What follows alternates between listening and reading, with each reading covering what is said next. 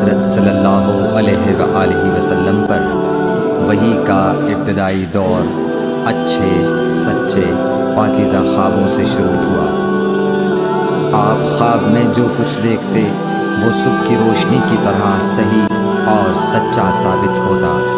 پھر من جانب قدرت آپ تنہائی پسند ہو گئے اور آپ نے غار حرا میں خلوت نشینی اختیار فرمائی اور کئی دن اور رات وہاں مسلسل عبادت اور یاد الہی و ذکر میں مشغول رہنے لگے۔ جب تک گھر آنے کو دل نہ چاہتا توشہ ہمراہ لیے ہوئے وہاں رہتے۔ توشہ ختم ہونے پر ہی اہلیہ محترمہ حضرت خدیجہ رضی اللہ تعالی عنہا کے پاس تشریف لاتے اور کچھ توشہ ہمراہ لے کر پھر وہاں جا کر خلوت گزین ہو جاتے۔ یہی طریقہ جاری رہا یہاں تک کہ آپ پر حق منکشف ہو گیا اور آپ غار حرا ہی میں قیام پذیر تھے کہ اچانک حضرت جبرائیل علیہ السلام آپ کے پاس حاضر ہوئے اور کہنے لگے کہ اے محمد پڑھو۔ آپ فرماتے ہیں کہ میں نے کہا کہ میں پڑھنا نہیں جانتا۔ آپ صلی اللہ علیہ وسلم فرماتے ہیں کہ فرشتے نے مجھے پکڑ کر اتنے زور سے بھینچا کہ میری طاقت جواب دے گئی۔ پھر مجھے چھوڑ کر کہا پڑھو۔ میں نے پھر وہی جواب دیا کہ میں پڑھا ہوا نہیں ہوں۔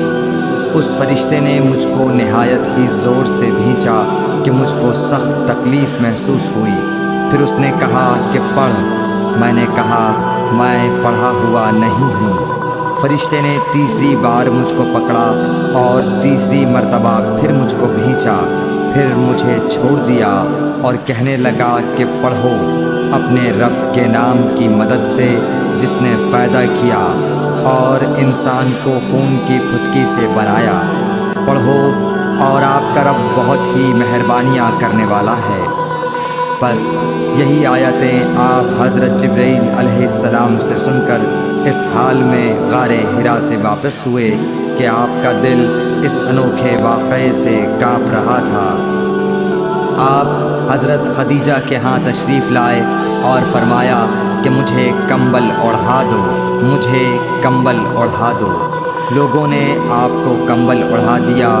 جب آپ کا ڈر جاتا رہا تو آپ نے اپنی زوجہ محترمہ حضرت خدیجہ رضی اللہ تعالی عنہا کو تفصیل کے ساتھ یہ واقعہ سنایا اور فرمانے لگے کہ مجھ کو اب اپنی جان کا خوف ہو گیا ہے۔ آپ کی اہلیہ محترمہ حضرت خدیجہ رضی اللہ تعالی عنہا نے آپ کی ڈھارس بندھائی اور کہا کہ آپ کا خیال صحیح نہیں ہے۔ اللہ کی قسم آپ کو اللہ کبھی رسوا نہیں کرے گا۔ آپ تو اخلاق فاضلہ کے مالک ہیں۔ آپ تو کنبہ پرور ہیں، بے کسوں کا بوجھ اپنے سر پر رکھتے ہیں، مفلسوں کے لیے آپ کماتے ہیں، مہمان نوازی میں آپ بے مثال ہیں اور مشکل وقت میں آپ امر حق کا ساتھ دیتے ہیں۔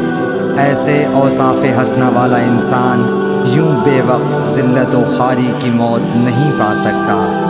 پھر مزید تسلی کے لیے حضرت خدیجہ رضی اللہ تعالی عنہا آپ کو ورقہ بن نوفل کے پاس لے گئیں جو ان کے چچا زاد بھائی تھے اور زمانہ جاہلیت میں نصرانی مذہب اختیار کر چکے تھے اور عبرانی زبان کے کاتب تھے۔ چنانچہ انجیل کو بھی حسب منشائے خداوندی عبرانی زبان میں لکھا کرتے تھے۔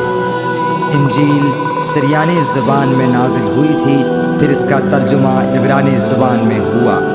ورقہ اسی کو لکھتے تھے۔ وہ بہت بوڑھے ہو گئے تھے، یہاں تک کہ ان کی بینائی بھی رخصت ہو چکی تھی۔ حضرت خدیجہ رضی اللہ تعالی عنہا نے ان کے سامنے آپ کے حالات بیان کیے اور کہا کہ اے چچا زاد بھائی، اپنے بھتیجے محمد صلی اللہ علیہ وسلم کی زبانی ذرا ان کی کیفیت سن لیجئے۔